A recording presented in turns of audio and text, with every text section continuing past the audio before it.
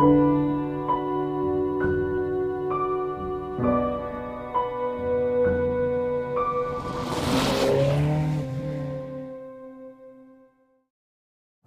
must have been hard to be a Ferrari 308 by the mid-80s. A quick read of the various top 10s, from top 10 classic supercars to top 10 classic car investments, will have you believe that the only thing happening at Ferrari was a 288 GTO. The O, by the way, stands for omologato. Translated, homologated, referring to the fact that the FIA had approved the GTO for competition in Group B rallying. Sadly, Group B was ended, or banned, before the 288 was able to make its name on the stages.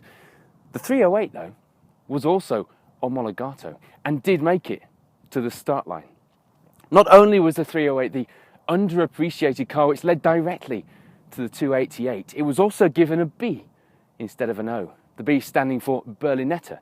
Translated, small saloon. Glamorous. Acronyms aside, though, this car was very important to Ferrari because in the 80s they needed more than just headline supercars. They needed to build a brand.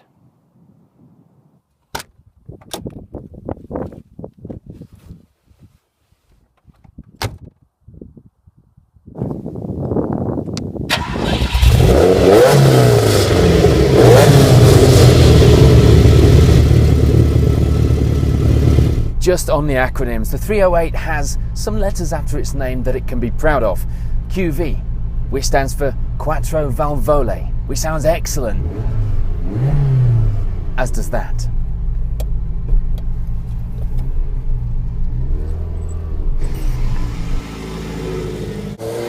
It's not what it sounds like as an acronym that makes the QV special, though. Quattro Valvole translates quite boringly into English as 4 valves. What it sounds like is 4 valves per cylinder, and more power, which was needed because in 1980, the advent of fuel injection to meet stricter emissions laws had seen the 3-litre V8 drop to 211 brake horsepower. The extra valves gave the engine 240 horses, closer to what it had originally, the boost it needed to go on to be Ferrari's most successful model shape. Over 20,000 cars came out of Maranello looking like the 308. Some of them had fiberglass, some of them had metal, some of them had holes in the roof, some of them had different model designations. But they all looked roughly like this. If you ask someone what an 80s Ferrari looks like, they tell you it looked like the 308. This was a car with a big job to do. This car was a brand builder. By the time 308 production ended in 1985, there were 2 very clear levels of Ferrari ownership. The lower level supercars like 308, the 328, then the hypercars, the 288 GTO, the F40. Ferrari realised that the power of their brand wasn't just in building desirable cars, but in expanding the company's heritage to allow ordinary people to buy a piece of the lifestyle, even if they couldn't afford to drive a Ferrari. Ferrari needed to be both aspirational and accessible if it was to build the ultimate brand appeal. We started to see the famous prancing horse appear in other places, starting with what would become a long-running relationship with Italian leather designer Schedoni, producing a range of branded, fitted luggage for cars in the range. And the brand expansion wouldn't just be confined to high-end car showrooms and the high street. I can't be the only one who watched Magnum PI on repeat, too young, and longed for the point where the bad guys jumped in a Pontiac GTO and spurred on some Ferrari V8 action. Can I? Actually, even then, the Ferrari 308 played second fiddle. I heard it would have its own dressing room had it not been for that moustache. You can forgive a bit of product placement when it comes with a Ferrari V8 soundtrack, though.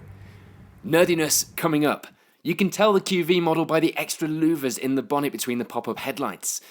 This is the sought-after European GTB model, notable by its smaller bumpers and other styling cues around the body.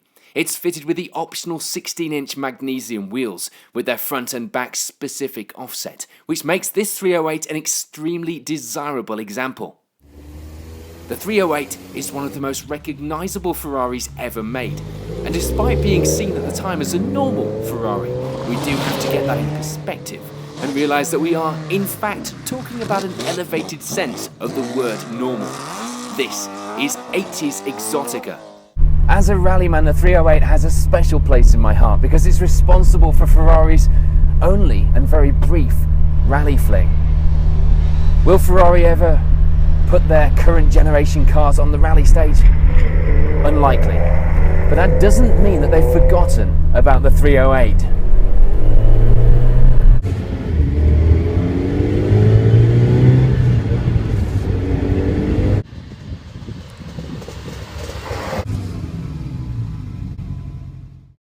The new Ferrari 488 GTB not only pays homage to the 308 by name, but also in those side gills feeding the mid-mounted V8. The two-tier Ferrari ownership has never been more defined, with the £1 million LaFerrari topping the food chain and the 488 providing the supercar version of an entry-level model.